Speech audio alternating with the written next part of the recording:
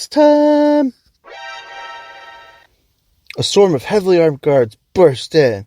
I finally get a gun. Oh yeah, time to shoot my way out. Of course, I get a crappy pistol, and the one person who has an assault rifle gets the jitters on shooting. So there I am, running around this small little room, getting shot up and trying to shoot back as best as I can. But that was just the first wave. Fuck me, this girl better start shooting, or I'm going to try to hide in the cell. And to top the cherry, the next wave are throwing in flashbangs. I'm blind! And shooting like a madman. Luckily, the AI from Arrow is picking up where I lacked. And within a speck of life left, it's over. This boss battle is done. As our characters head out into the hallway, some trippy shit goes down. The game gets crazy, and I see a character straight out of the movie 8mm. Meryl, acting all weird and shit, runs away from me to the elevator. Obviously, Snake stares at her ass. I don't know why, but he does. This dominatrix dude breathing like he's about to come. Meryl gestures a move that puzzles me, which would later on I would see both Liquid and Solid themselves doing it. The fist pump when they succeed. Then I get another call from the support team, and we're briefed about Psycho Mantis and his abilities. I thought, great, I'm fighting the X-Men. What could be next? A guy or gal that can fly, or walk through walls, or shapeshift. Are there going to be any regular enemies to battle? But I'm getting too far ahead. Who knows what the other baddies would be like? Can't get any harder, right? Right? Why is no one answering? Oh, that's right. I'm talking to myself in an empty room right now. Anyway, on to the next objective. Rescue the Armstack President. His location?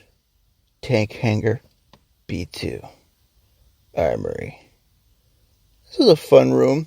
Once I figure out not to stay still on the trap floor. I'm not going to lie. That trap floor killed me at least twice. The first time, I had walked right into it, had no idea, didn't pay attention to the sound, and fell right through and died. The second time, I was being chased down by a soldier and fell for the trap. That would happen at a return trip at a later time. The soldier knew where the trap floor was. How could I have forgotten it? After that, I made a mental note. Don't fall for the trap. With the level 1 key card I had gotten, I was able to get C4, ammo for my gun. Now, where the fuck is the president? I don't see a pathway to the armory south. Am I missing something? Learning that the hallway to the south had been sealed off with concrete, but in the rush of the job, not painted. What kind of job was that? Not painting the wall? First, the elevators are so fucking slow in the two areas so far. And now you're telling me that construction work had been completed in a slam-banger fashion and not painted over to match the rest of the wall. It definitely wasn't a union job, I'll tell you that right now. Fucking government contracts. Alright, here comes the fun part. Blowing shit up. Now, if you were me, how would you identify the discolored wall? Go ahead. Take a guess. Did you say, look in first-person view? Because, yes, you are correct. Another way was to tap on the wall to hear the sounds of the false wall. I did neither of those things. What did I do? I had wired the whole back wall with C4 and just set off a chain reaction of explosions. I mean, I was bound to get the wall that needed to be destroyed. And I did, but now I had to go back to the room and gather more C4. Because guess what? There were more walls that needed to be blown up. Geared up and ready to do some damage. I continued to blow up the walls. On the last wall, I could see a room, unlike the other ones. I go, come on. I could see the old man in the middle of the room. This must be the Armstack president. So I enter the room. Cutscene triggers. And lo and behold, we've located the president. As Snake tries to free him, the Armstack president goes ballistic, telling me he's wired to C4. And from the corner of the room comes the man of the hour. Revolver fucking Ocelot. He tells us that he expects a truly worthy battle, especially since that we shared the player playing as Solid Snake, share the same code name as the boss. What's the old adage?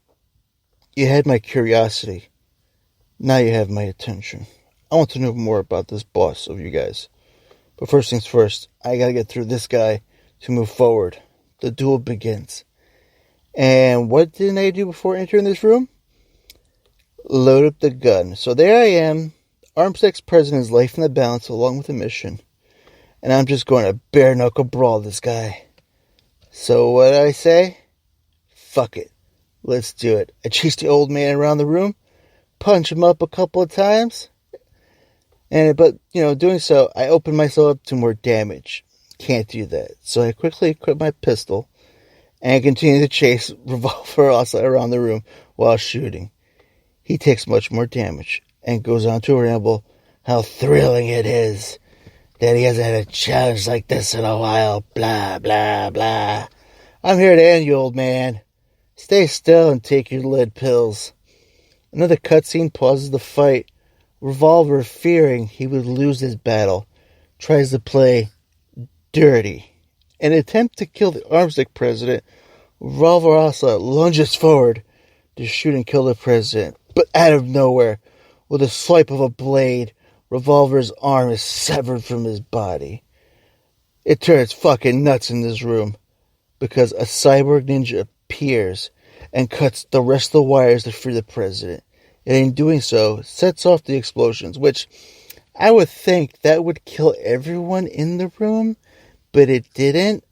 Ocelot freaks out, rightfully so, because he's just lost his shooting hand, runs off, leaving me and the president alone with a killing machine.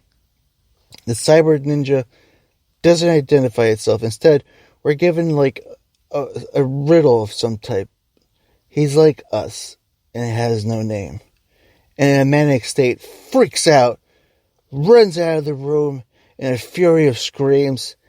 I don't know about you, but if I see a cyber ninja that does that kind of shit, flips the fuck out, goes all psychotic, I'm getting the fuck out of town. I'm not waiting for what this thing is going to do next. Or at the very least, use the remaining C4 to blow it the fuck up. Perhaps we shall see it again. We finally meet up with the Armsec president, and we get the lowdown on what the fuck is going on. The truth about everything. Not only were we lied about the mission, we lied about the nuclear capabilities of the terrorists, the sons of Big Boss. That this facility we're in is not a nuclear disposal site. It's actually a weapons research facility for Metal fucking Gear. Metal Gear, huh? And you want to know what the kicker is? Or should I say the first kicker? Since this is the first game in the series for me, I had no idea Solid Snake had battled Metal Gears in the past on the MSX games, and successfully destroyed each of them. The other kicker is that the old man is having a heart attack. Again, I say to myself, another heart attack?